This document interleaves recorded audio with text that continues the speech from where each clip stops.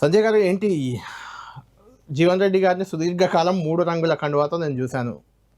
ఆయన ఈ మధ్య గులాబీ కండువా కప్పేసుకున్నారు. మీరు గులాబీ కండువాతో మిమ్మల్ని కొద్ది రోజులుగా నేను చూశాను, 10 ఏళ్ళుగా దాదాపుగా. మీరు ఏ కండువా లేకుండా నా స్టూడియోకి వచ్చారు. ఏంటి, ఏ పార్టీలో ఉన్నారు మీరు? ఏంటి అసలు ఈ పార్టీల ఫిరాయింపుల అంశంలో ఏం చెప్తారు మీరు? అందరికీ తెలిసిన విషయం, నేను బీఆర్ఎస్ పార్టీ మీద గెలిచిన వ్యక్తిని.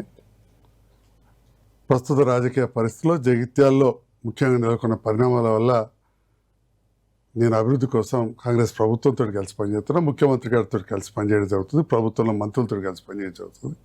ఇక ఫిరాయింపుల విషయంలో మీరు మాట్లాడితే కోర్టు పరిధిలో ఉన్నది కాబట్టి ఎక్కువ డీటెయిల్గా ఇప్పుడు చర్చించే వాళ్ళు ఆ విషయం అంతా కూడా గతంలో కూడా మాట్లాడినాం. తప్పకుండా నీ మొదటి నుంచి కూడా కొంత కాంగ్రెస్ కుటుంబం, కొంత కాదు పూర్తి స్థాయిలో కాంగ్రెస్ కుటుంబ నేపథ్యం ఉన్నది, కాంగ్రెస్ ప్రభుత్వంతో కలిసి పనిచేస్తున్నాం. అయితే సంజయ్ గారు, ప్రధానంగా అంటే మీరు బీఆర్ఎస్ నుంచి కాంగ్రెస్లో చేరడం, కాంగ్రెస్లో మీకు తెలుసు జీవన్ రెడ్డి గారు అంటే జగిత్యాల అంటేనే ఇప్పటి వరకు 40 ఏళ్ల చరిత్ర చెప్తున్నాను నేను. 4 ఎమ్మెల్యేలు జగిత్యాలకి, ఇప్పటి వరకు 40 ఏళ్లలో 4 ఎమ్మెల్యేలు. కంటిన్యూగా 6 సార్లు గెలిచిన జీవన్ రెడ్డి ఒకరైతే, 2 సార్లు గెలిచిన ఎల్ రమణ, ఆయన కూడా చాలా సీనియర్ నాయకుడు, మాజీ మంత్రి కూడా. తర్వాత రాజేశం గౌడ్ మధ్యలో గెలిచారు, ఆయన కూడా మంత్రి అయ్యారు. 3 మంత్రులే వాళ్ళు. మిగిలింది మీరు ఒక్కలే. ఇప్పుడు వరుసగా 2 సార్లు జీవన్ రెడ్డిని ఓడించారు. అఫ్ కోర్స్ మొదటిసారి ఆయనపై ఓడిపోయారు. మీరు 4 జగిత్యాలకు. ఇప్పుడు ఆ 3 ఒకవైపు ఉన్నారు, సంజయ్ కుమార్ ఒక్కడు ఒకవైపు ఉన్నాడు. పార్టీ ఫిరాయింపుల అంశం పదే చర్చకు వస్తుంది. సంజయ్ కుమార్ను దోషిగా చూపించే ప్రయత్నం జరుగుతుంది. ఎలా ఎదుర్కోబోతున్నారు? అంటే నాకైతే మీరు పద్మవ్యూహంలో చిక్కుకున్నారా? జగిత్యాల్లో ఒక అభిమన్యులాగా అనిపిస్తున్నారు.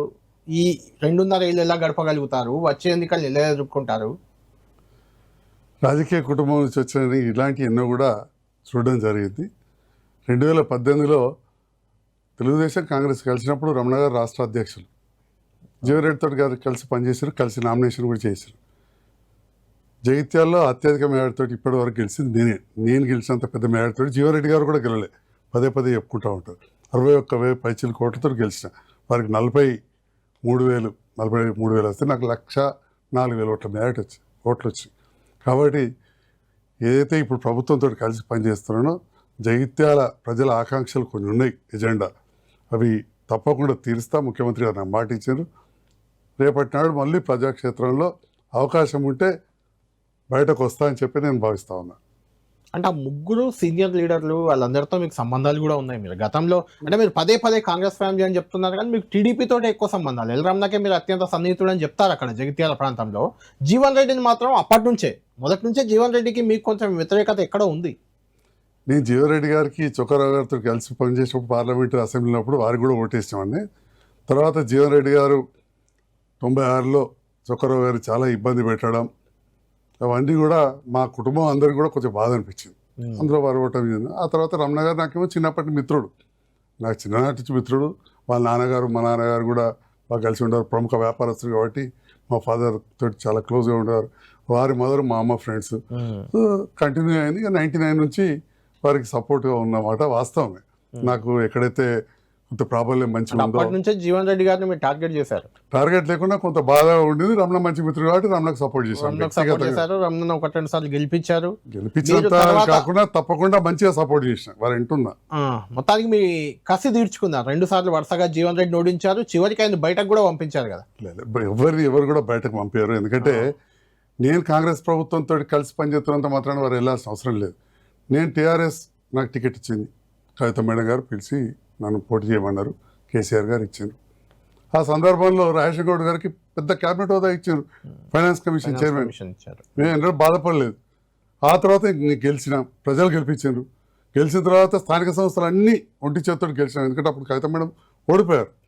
ఆ సందర్భంలో మరి రమణ గారు తీసుకుని ఎమ్మెల్సీ ఇచ్చాను, స్వాగతం ఇచ్చిన. అప్పుడు నా కాళ్ళు లెగ్ ఫ్రాక్చర్ ఉండే.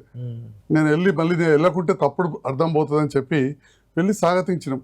అలాంటిది నేనేదో కాంగ్రెస్ ప్రభుత్వం దగ్గరైనా అని ముఖ్యమంత్రి గారి దగ్గరికి వెళ్తున్నాను, జీవన్ రెడ్డి గారు బయటకు వెళ్ళడం అనేది వారి స్థాయికి తగదు. ఎందుకంటే ఇన్ని పదవులు అనుభవించి కాంగ్రెస్లో వారి ఏకచక్రాధిపతి అంటే చొక్కారావు గారు లాంటి సీనియర్ నాయకుడినే ఎదిరించిన పరిస్థితి.